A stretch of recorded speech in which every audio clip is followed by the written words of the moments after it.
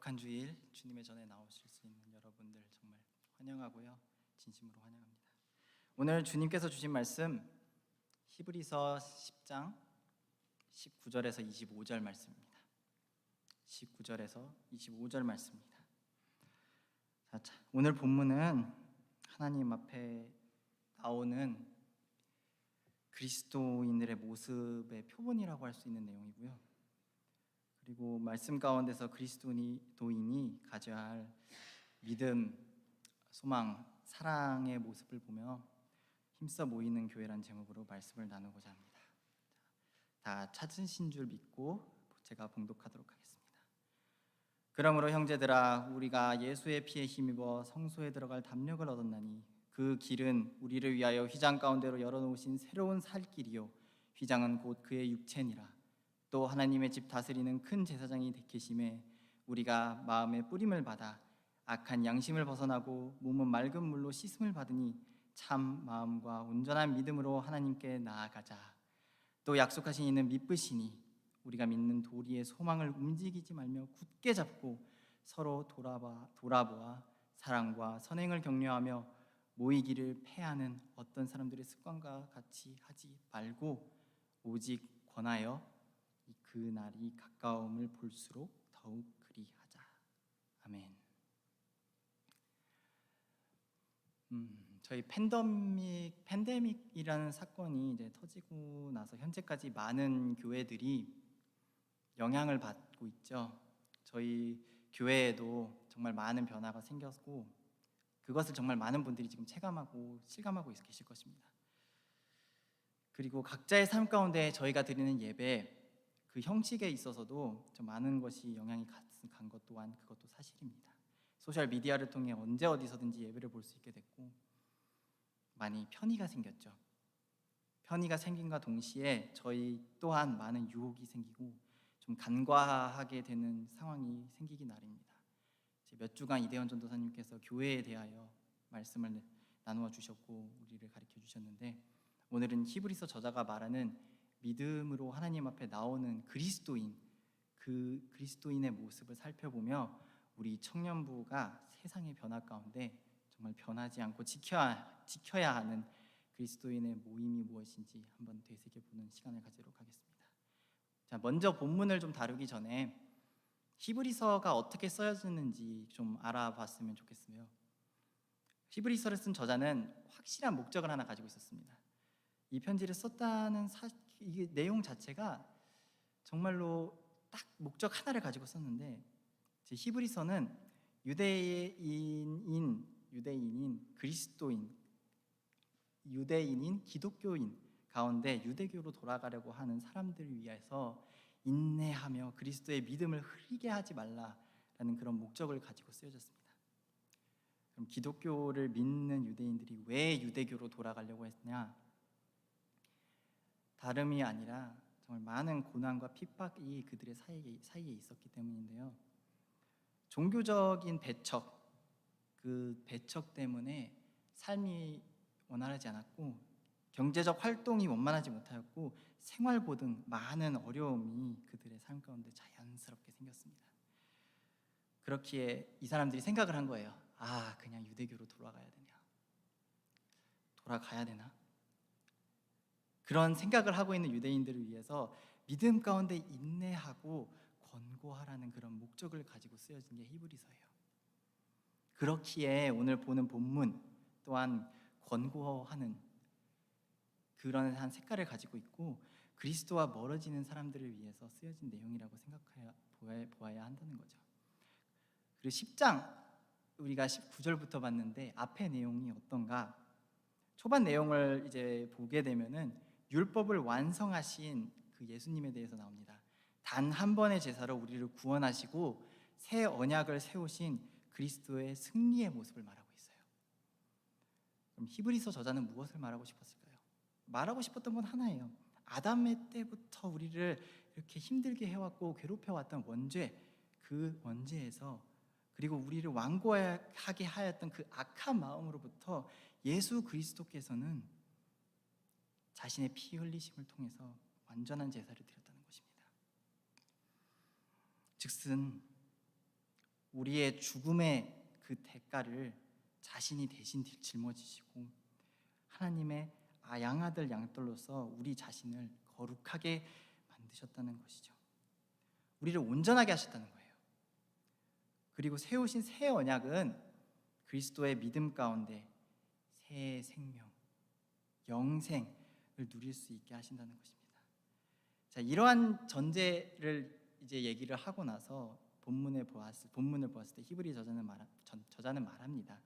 그러므로, 영어로 therefore이죠.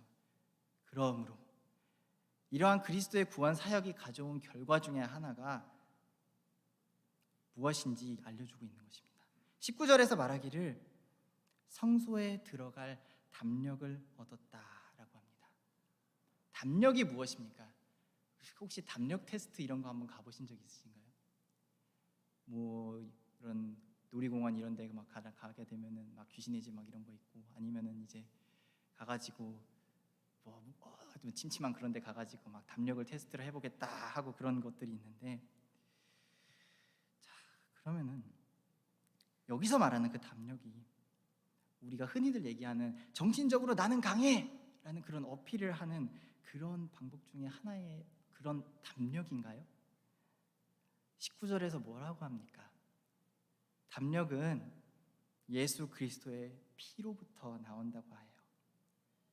왜 성소에 들어가는데 담력이라는 단어가 나오는지 조금 의아해할 수 있어요. 아니, 성소라는 곳이 제사 드리고 하는 곳인데 왜 담력이 필요하냐? 첫째로 구약 시대 때 성소는 아무나 들어갈 수 있는 곳이 아니었습니다. 들어가는 데는 그런 자격이 주어진 사람만 들어갈 수 있었어요. 그리고 대제사장만이 들어갈 수 있는 곳이 있었죠. 지성소. 거기에는 더더욱 아무나 들어갈 수 있는 곳이 아니었어요. 그 제사장들이 입는 그 로브 옷의 디테일을 좀 보게 되면은요, 그 로브 아래쪽에 다리 쪽에 있는데 그 종 같은 게 달려 있어요. 벨, 그게 달려 있는데 그게 왜 달려 있냐면은 사람이 움직이면서 종소리가 나게 되면은 이 사람이 주님의 전안에 들어갔을 때 살아 있는지 죽어 있는지 그거를 확인을 할 수 있었다는 거예요. 이게 무슨 말이냐면은 본래 주님의 전에 들어간다라는 건 엄청난 리스크를 감수해야 되는 것이고, 주님의 전에 들어간다는 것은 목숨을 내놓아야 된다는 것입니다. 전능하신 주님의 그 전 안에 죄인은 본래 발을 들일 수 없습니다. 그게 맞는 거예요. 그런데 그리스도의 피가 우리를 주님의 전에 들어갈 수 있게 하셨다는 것이죠. 구원의 역사하심이 우리를 거룩하게 하였다고 하였습니다. 그 역사하신 그리스도의 믿음으로써 우리의 마음에는 확신이 생겼다는 거예요. 구원을 받았다는 그 마음에서 우러나오는 그 기쁨이 우리에게 주님 앞에 나올 수 있는 그런 확실한 자신감, confidence를 주었다는 거죠. 이것이 담력이라는 거예요. 담력. 그리고 20절에서 무엇이라고 합니까? 그 길은 우리를 위하여 휘장 가운데 열어놓으신 새로운 살 길이요, 휘장은 곧 그의 육체니라. 본래 휘장은 성소와 지성소를 구분하기 위해서 만들어진 그런 커튼입니다. 근데 그 휘장 가운데 사이에 길이 생겼대요. 그리스도께서 이 세상에 오셔서 돌아가시기까지, 그리고 돌아가시고 나서 그 후에 일어난 일이 무엇인지 조금 생각을 해봅시다. 달려 돌아가셨을 때 성전에서 무슨 일이 일어났나요? 반으로 갈라졌죠? 쫙 하고 갈라졌어요. 반으로 쪼개졌어요. 쪼개졌다는 얘기 어디서 많이 들어보셨을 거예요. 아브라함 때 세우신 그 언약 기억하시죠? 그 언약을 책임을 지신다는 얘기와 동시에 그 죽음의 대가를 아들이신 그리스도께 지불하게 하셨습니다. 그리고 오직 그리스도를 통해 그 내가 길이요 진리요 생명이라고 하신 그 그리스도를 통해서 하나님과 연결이 되었어요. 우리는 그렇기 때문에 우리는 하나님 아버지를 아버지라고 부를 수 있게 된 겁니다. 그리스도를 통해서 사람인 우리가 하나님과의 그 관계가 회복되었고, 정말 믿음 가운데서 심판자와 범죄자의 입장에서 아버지와 자녀의 관계가 되었다는 것입니다. 손양원 목사님이라고 들어보셨을지 모르겠어요. 이 목사님이 어떤 분이냐면은 한국이 광복 이후에 정치적으로 좀 많이 논란스러울 때, 좀 불안정할 때, 그 손양원 목사님은 한 청년에게 자기 두 아들을 살해당하셨습니다. 그 후에 정치가 좀 안정되고 나서 이 청년이 이제 죽을 그 위치에 놓여졌어요. 사람을 죽였잖아요. 근데 이 목사님이 재판이 시작되기 전에 찾아가서 너의 죄가 용서되었다, 그 말씀을 하시면서 그를 용서하셨습니다. 그리고 그 자기 두 아들을 죽인 그 사람을 자신의 양아들로 받아들이세요. 자, 어떻게 그러한 결정을 내릴 수 있냐? 저로서는 이것을 생각하기가 좀 어렵습니다. 결혼을 하지도 않았고 아이가 없기 때문에 어떤 마음으로 했는지 확실히 이해가 안 돼요. 하지만 저는 압니다. 그리스도의 희생으로 우리를 구원하시기 위해 그 생각으로 작정을 하신 그 주님의 결단이 어떤 마음이었을지, 그 마음이 그 마음이지 아니었을까. 이 양아들이 훗날 주님의 자녀로서 그리스도 안에서 어떠한 삶을 살고 있는지 보면은 종으로서 목회자의 삶을 사는 걸로 알고 있습니다. 이미 돌아가셨고요. 손자도 이어서 계속 목회자를 하고 있는 걸로 알고 있습니다. 그렇다면은 우리는 어떤가 한번 바라보자는 거예요. 하나님의 자녀로서 그리스도 안에서 어떠한 삶을 살아가고 있는지 한번 보자는 것입니다. 그리스도의 그 길을 통해서 얻은 담력을 가지고 주님 앞에 나오고 계신가요? 자, 제가 이 강단에 서가지고 지금 이 얘기를 하는 것은 다른 이유에서가 아닙니다. 지금 우리가 교회에서 혹은 예배당에 오지 못하여 비디오를 보면서 온라인을 통해서 예배를 본다는 것이 사실상 정말 많은 뜻이 함축되어 있다는 거예요. 자, 현재 저희의 시대에는 제사라는 그 컨셉이 없습니다. 의식이 그런 게 없어요.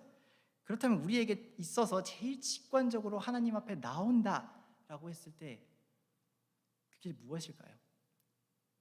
교회에서의 예배입니다. 그리고 그 연장선으로 주님 앞에 나와 형제 자매들과 함께 교제를 하는 거죠. 이 모든 것을 저희가 할 수 있는 것이 무엇 때문이냐? 근본적으로 생각해 보자는 거예요. 예배와 친교가 될 수 있는 근본적인 이유는 그리스도의 구원 사역이 있기 때문에 가능하답니다. 다른 말로 교회에서의 모든 것이 이루어질 수 있는 것은 예수 그리스도 때문이라는 것이죠. 그리스도 없는 교회는 정말 의미가 없고요. 그리스도가 없는 교회는 그저 그리스도가 없는 그 예배는 정말로 도덕 체계에 있는 거 그냥 나열하는 거나 다름이 없고요.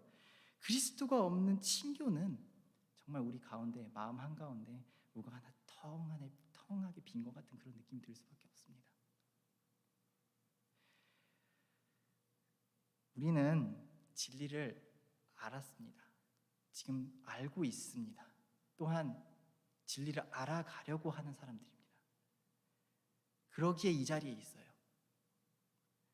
그렇게 교회 안에서의 그리스도께서 주신 그 구원의 은혜를 잊지 않고 하나님의 앞에 나올 수 있는 여러분들이 되기를 정말 간절히 바랍니다. 그렇다면 교회 가운데 있는 우리의 모습이 어때야 하는 것일까요? 정말로 뻔합니다. 어디서 너무 많이 들었던 말들이에요. 제가 근데 이 뻔한 얘기를 굳이 해야겠어요. 히브리서 저자는 우리를 향해 말하고 있습니다. 3가지요. 믿음, 소망, 사랑. 본문 22절에 이렇게 말합니다. 참 마음과 온전한 믿음으로. 앞서 말씀드렸듯이 그리스도께서 우리를 위해 완전한 제사를 드렸어요. 뿌림을 받고 물로 씻음을 받았다는 그 표현은 구약에서 제사를 드리는 모습을 그대로 가지고 와서 묘사를 한 겁니다. 피를 뿌리고 물로 씻는다는 것은 깨끗함을 받았다라는 의미로 사용되었어요. 이게 무슨 말입니까? 영적으로 우리는 그리스도의 피 뿌림을 받아 죄의 권세에서 해방을 당했습니다. 해방을 받았어요. 그럼 그 피로 깨끗하게 다시 태어났다는 거예요. 그와 더불어 성령으로 세례를 받아서 우리가 죄 가운데 죽고 그리스도 안에 새 생명으로 다시 태어났다는 것이죠. 그렇기에 히브리서 저자가 말합니다. 참 마음과 온전한 믿음으로 하나님께 나아가자고. 그렇다면 여기서 참 마음과 온전한 믿음, 무엇을 말하는 걸까요? 자, 원어적인 면에서 이 구간을 좀 다시 보게 되면은 이 말은 믿음의 확신이라는 단어로 적용이 돼요. 영어로 the full assurance of faith. 이것을 가지고 정말 진실된 마음으로 하나님 앞에 나오라는 거예요.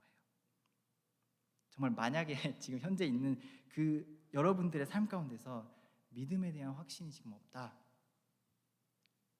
당장 정성기 목사님, 이대현 전도사님 찾아가서 성경 공부 신청하세요. 정말 중요한 것은 그리스도께서 나의 마음을 움직이셔서 나란 한 명의 그리스도인이 나 자신의 본질적인 변화, 믿음을 통해서 죄인으로부터 의인으로 변화를 했다는 이 사실이 그리스도를 통해서 이루어졌다는 것, 이 변화를 깨달았을 때 우리는 우선적으로 믿음의 신앙생활을 가질 수밖에 없다는 것입니다. 믿음이 제일 우선순위로 갈 수밖에 없어요. 정말 이런 것이 믿음의 확신 가운데 진실된 마음으로 교회 생활을 하는 것이 아닐까요? 만약 나 자신이 죄를 사하기 위해서 죽으신 예수 그리스도의 구원을 잊고 산다, 그러한 삶을 내가 살고 있는 것 같다, 그럼 이 순간 정말로 간절하게 주님 앞에 나와서 기도하시기 바랍니다. 고백하시고 회개하세요. 그리고 믿음의 확신으로 진실된 마음, 그 마음으로 예배를 드리고 그 마음을 하나님께 드리길 기도합니다. 또 23절에 이렇게 말하고 있습니다. 우리가 믿는 도리의 소망을 움직이지 말며 굳게 잡고. 자, 여기서 말하는 소망은 무엇인지 한번 생각해 봅시다. 히브리서는 유대교의 핍박을 받고 있는 유대인, 그 기독교인들을 위한 위로와 격려, 권고의 편지였습니다. 그들의 삶 가운데서 어려움과 핍박이 있어도 인내하면서 살라고 권고를 했다는 거죠. 그런 권고가 가능했던 그 이유가 무엇이냐? 히브리서 저자는 다시 오실 그리스도께서 주실 그 평강, 그리고 하나님과 그 나중에 함께 할 영생의 소망을 이들에게 주었기 때문이에요. 또한 이 소망을 가질 수 있는 이유, 그 이유가 하나님께서 미쁘시기 때문이에요. 약속하신 하나님께서 faithful하시다고. 그렇기 때문에 우리는 이러한 소망을 가질 수 있는 것입니다. 언약을 세우신 하나님은 변하지 않습니다. 변하지 않으시고 그 언약을 책임지시고 지키시는 분이십니다. 아브라함, 이삭, 야곱, 그들의 하나님께서 그들과 세우신 언약, 하나님은 그들의 하나님이 되시고 그들은 하나님 백성이 되는 이 약속을 끝까지 지키시는 것을 우리는 구약 가운데서 볼 수 있어요. 좀 많은 일들이 일어났지만 그거 하나만큼은 변하지 않았어요. 구약에서 많은 핍박 가운데서도 주님은 그들을 내던지지 않으시고 정말 그들의 옆에서 지켜주셨기 때문에 이 사람들이 주님께서 미쁘시다는 그 말 한마디에 엄청난 위안을 받아요. 정말 큰 위안이 되었다는 것입니다. 그럼 새 언약 가운데 있는 우리에게 이 하나님의 미쁘심은 소망의 근거가 될 수 있다는 거예요. 23절의 도리라는 그 단어가 고백이라는 의미를 가지고 있습니다. confession입니다. 즉 영생을 약속하신 하나님께서 주신 소망, 현재와 나중을 주관하실 하나님으로부터 오는 소망을, 그 예수 그리스도의 재림 때 만끽할 수 있는 그 승리의 소망을 흔들림 없이 나는 믿겠습니다, 그러한 신앙 고백을 해야 한다는 것입니다.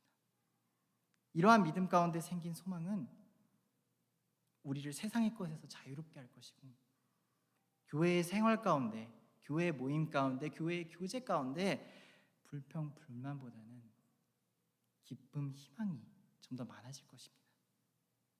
정말 만약에 나 자신의 삶이 정말 힘들고 그래서 그 삶에 지표 삼켜서 정말 영생의 소망이라는 것에 대해서 정말 흐릿해지고 아무것도 모르겠다, 그러한 소망을 점점 잃어가고 있다, 그러한 생각이 든다면 이 시간 고백하세요. 내려놓고 고백하시고 간절히 간구하세요. 그 소망을 회복하게 해 주시옵소서. 그리고 그 끊임없는 소망의 신앙 고백을 여러분들의 마음속에 새겨두길 바랍니다. 그리고 마지막으로 24절에 이렇게 말합니다. 서로 돌아보아 사랑과 선행을 격려하며 라고 되어 있죠.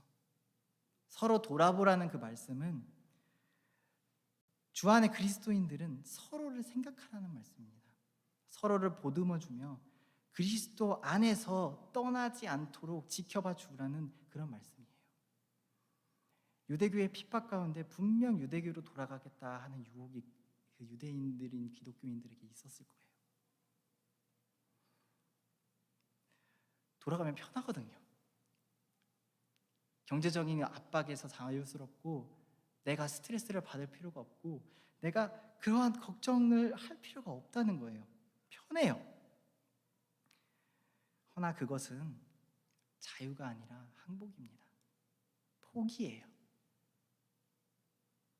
믿음과 소망이 있다면 그리스도 안에 있는 그런 형제 자매들은 영적으로 육적으로 약한 서로를 위해서 힘써야 한다는 거예요. 포기하지 않고 주님만을 의지하면서 나아가야 한다는 것입니다. 한글 역본에서 격려라고 되어 있는데 이 단어가 영어로 다시 찾아보니까 provocation이라는 뜻이 있는데 이 뜻을 직역하면은 좀 상황이 안 맞습니다. 근데 컨텍스트상 다시 보았을 때 상황에 맞게 설명을 한번 해보자면은 사랑과 선행을 할 수 있도록 서로 만들어 가라는 거예요. 또한 이 사랑은 아가페라는 단어로서 조건 없는 사랑입니다. 참 주로 이제 주님께서 보여주시는 사랑을 얘기를 할 때 아가페라는 단어를 많이 써요. 그리고 이 선행은 하나님을 기쁘게 하는 좋은 행위입니다. 지금 이게 무슨 말입니까? 영적으로 연약한 그리스도인은 우리는 서로 힘써 하나님께서 사랑하신 것 같이 무조건적인 사랑을 서로 나누어 주면서 하나님께서 의롭다 하는 선한 일을 힘써 하도록 서로 다듬어 줘야 한다는 것입니다. 그러기에 25절에 서로 모이기를 패하지 말고 권고하기를 힘쓰라는 거예요. 권고하기를 힘쓰라는 거예요. 그리스도 안에서 모인 우리들은 서로 더 나은 그리스도인이 되기 위하여 모여야 된다는 겁니다. 만약 나 자신이 그리스도인의 모임이 정말 그저 사교적인 모임 그 선에서 멈춰서 있다, 그럼 이 시간 내려놓으세요. 간절히 회개하시기 바랍니다. 서로 돌보아주며 사랑과 선행을 격려할 수 있는 우리 그리스도인들이 되길 바랍니다. 말씀이 좀 무거운데요, 정리를 한번 해보도록 하겠습니다. 본래 죄인이었던 우리는 주님 앞에 나올 수 없는 존재였습니다. 구약시대에는 제사장이라는 매체 외에는 다른 방법이 없었습니다. 허나 우리는 예수 그리스도 그 한 분 때문에, 그분께서 오셔서 구원 사역을 하셨기 때문에 거룩한 주일에 주님의 전에 나와서 예배를 드릴 수 있습니다. 우리와 주님의 관계가 회복되었기에 우리는 길이신 예수, 진리이신 예수, 생명이신 예수를 통해서 지금 이 자리에 나와 있는 것입니다. 이 기적 같은 일이 그 일을 좀 마음에 한번 새기고 우리가 모여야 하는 그 교회의 모습이 어떤 모습인지, 교회는 어떤 곳이어야 하는지 한번 생각을 해봅시다. 우리의 교회, 우리의 예배, 우리의 교제가 어때야 하는지 한번 생각해 보자는 거예요. 그리스도 없이는 아무것도 안 되기에 우리는 믿음을 우선시해야 됩니다. 그 믿음 가운데서 주님께로부터 오는 그 소망을 가지고 우리는 그리스도 안에서 서로 사랑하는 것을 놓치지 않아야 돼요. 그걸 놓치면 안 돼요. 이것이 진정한 의미의 힘써 모이는 교회입니다. 저 교회 와가지고 이러자는 게 아니에요.